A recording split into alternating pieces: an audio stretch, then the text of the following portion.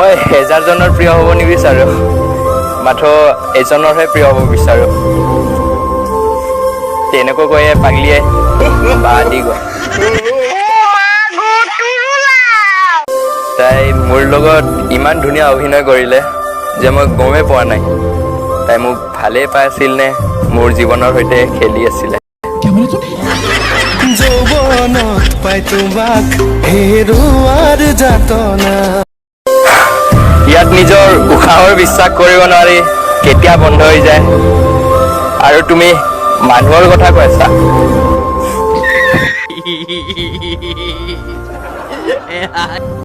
হাৰি গ'লো মই সঁচা প্ৰেম কৰি, কিন্তু তুমিতো জিকি গ'লা ন প্ৰেমৰ অভিনয় কৰি।